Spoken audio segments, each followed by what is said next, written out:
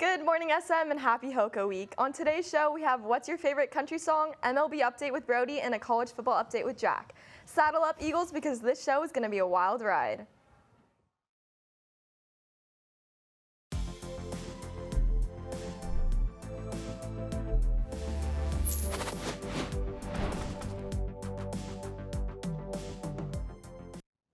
What's up, Eagles? I'm Macy Burnaby. And I'm Leah Mazer. Macy, it feels nice to be all cozy today. Yes, it does. Did you know that this week's Spirit Dress Days are based on country songs? No, I didn't. What's today's based on? Thunder Rolls by Garth Brooks. I love that song. Such a classic. I wonder what other country song students on campus like. Good thing we have Callie to tell us.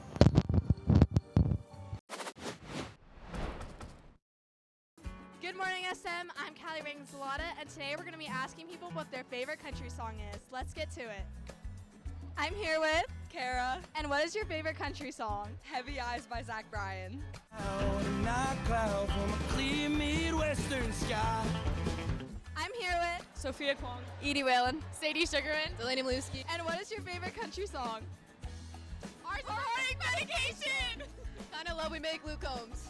Whatever it is by Zach Brown Band. One, I'm drinking two. I got my heartache medication. I'm here with Caitlin. And what is your favorite country song? East Side of Sorrow by Zach Bryan. Said the sun's gonna rise tomorrow, somewhere on the east side of sorrow. That's all I have for you today. I'm Callie Reagan-Zalata, sending it back to the hosts. Wow, looks like we have quite a few Zach Bryan fans on campus. Seems like it, and some of the songs are pretty iconic. Yes, they were. And you know what else is iconic? What? This year's MLB World Series matchup. Oh, I don't really know much about it. Well, good thing Brody is here to give us an MLB update. Good morning, SM. My name is Brody Sazna, and today I'm here to talk about the MLB playoffs. Recently, the playoffs started with the wild card rounds. In the National League, it was the New York Mets versus the Milwaukee Brewers. It was a good matchup between the two star shortstops, Willy Adames and Francisco Lindor. Eventually, Lindor and the Mets took the series 2-1. Next, it was the San Diego Padres and the Atlanta Braves.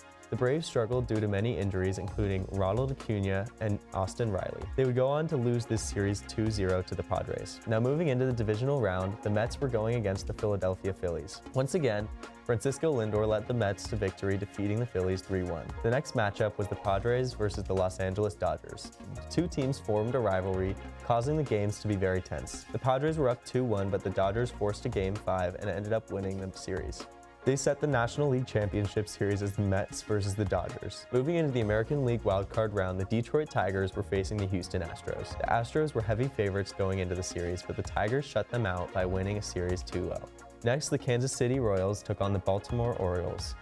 The teams were led by their two young star shortstops, Gunnar Henderson and Bobby Witt Jr. The Royals defeated the Orioles 2-0. Going into the division series, the Cleveland Guardians took on the Tigers.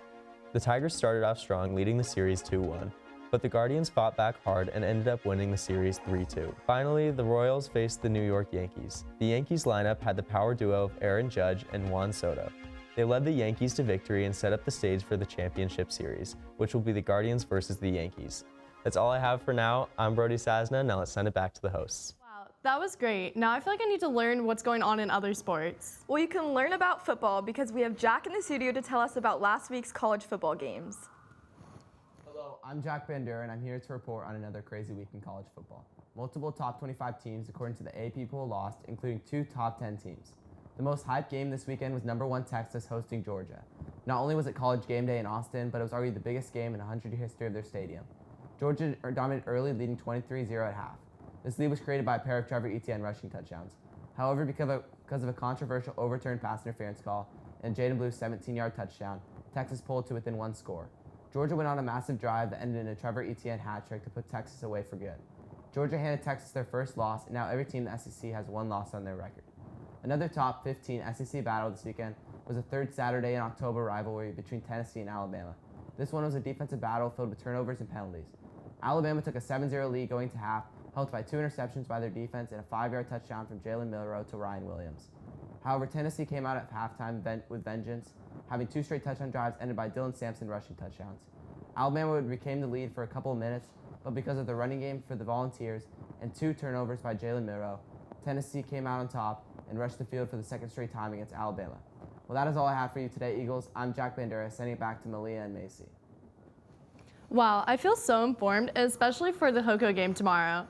Me too. Well, that's all we have for you today, Eagles. I'm Aaliyah Mazer. And I'm Macy Burnaby. Have an amazing day, SM.